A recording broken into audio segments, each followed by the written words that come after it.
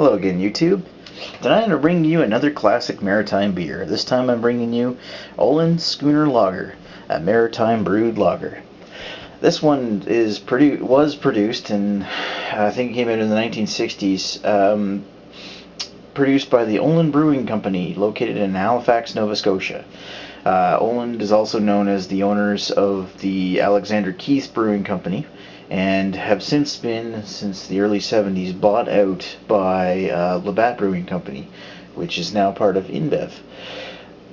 This particular lager is actually a Maritime Classic. It's been around for a very long time. As you can see on the front of the label, Schooner has a picture of Nova Scotia's famous Blue Nose schooner. Actually, the Oland Brewing Company has a lot to do with the Blue Nose 2 schooner that came out, that they actually built in the 1963 as a promotion for this particular beer. Another cool tidbit about the Oland Brewing Company is that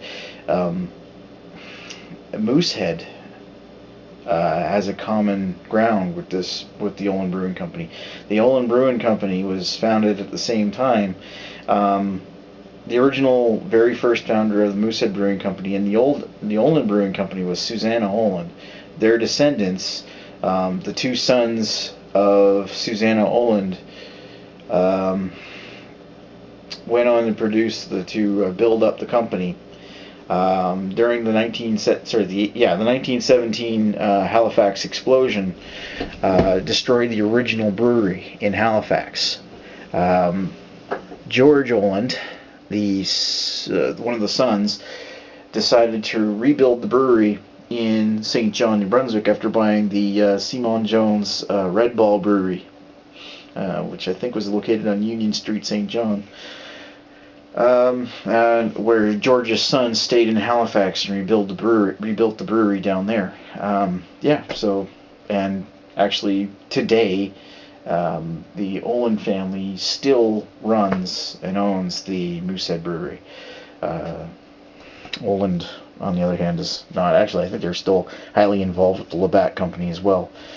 Anyway, this beer is, history lesson aside, this beer is a union-made 5% ABV lager. Actually, it says right there, Oland Brewery, Brasserie, Halifax, Canada, info 1-800-4-OLANDS. Cool. Gotta give kudos to Labatt and then InBev for actually keeping the name Oland alive after buying them out. That's really nice. They did the same thing with, as Oland did, and Labatt changed hands to Labatt with the Alexander Keith line. Alexander Keith is even older. Alright, so I'm going to give it a crack open here. Everybody's had enough of me talking. I've let this warm up a little bit before opening it, just so I can get a better sample of the flavors. And I pour it in my old New Brunswick Bicentennial glass. Yes, it's that old.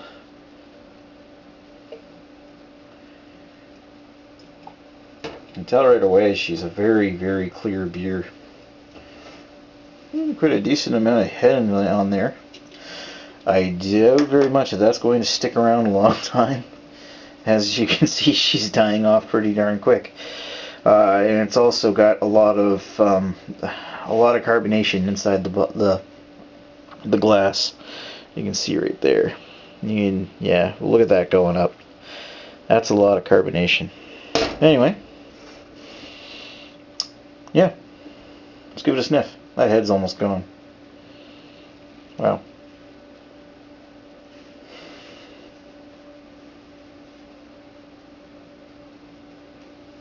It's got almost like a metallic hop smell, kind of like almost like a coin.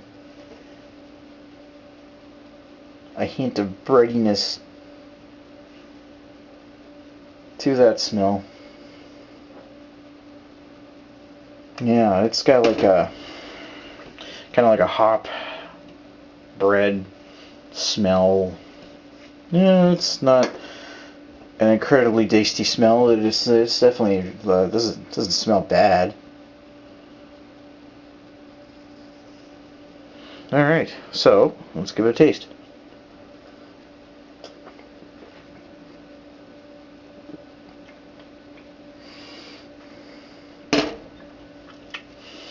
Again, it comes out with a mild bitterness throughout the mouth, so the smell carries on into the taste.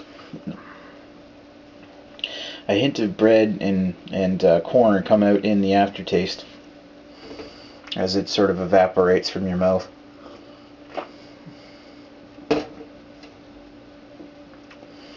It's got some bitterness to it, but it's very mild.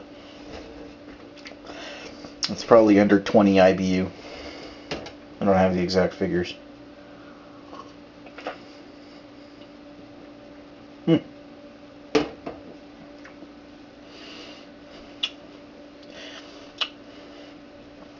And it's got that bready taste.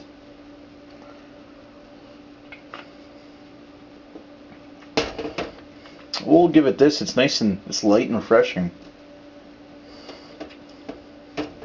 Well, I mean, it's not incredibly light. It's not like a light beer or anything, but if this were really cold, it would be very good on a summer day. Like if you just wanted some beer to relax with.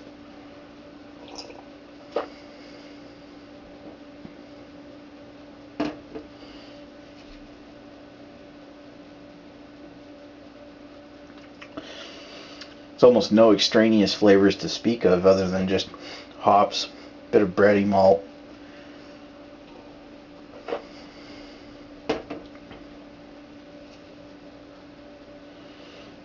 Almost like a metallic taste to the back of the tongue. It's a very one-dimensional beer, or two-dimensional beer, whichever way you want to look at it. It's not...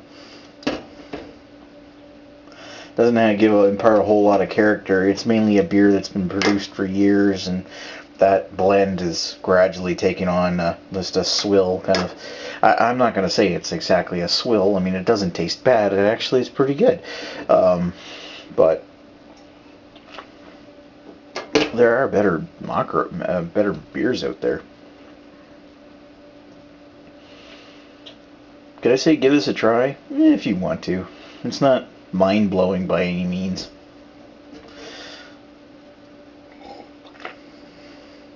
Really wish I could pick out some more flavors to that beer, but it's mainly just a mild bitter, kind of like the English coin to, yeah, English coin, like English hop coin bitterness to the very mild and a little bit of malty grains, yeah, or bready kind of taste to it, bready corn. It's a beer. If you like it, all the power to you. I don't mind it. I'll finish this for sure. What would I give it for a rating? It's not bad. It's not fantastic. I'm going to give it a 2.5 out of 5. It's a pass. Not bad. Pass.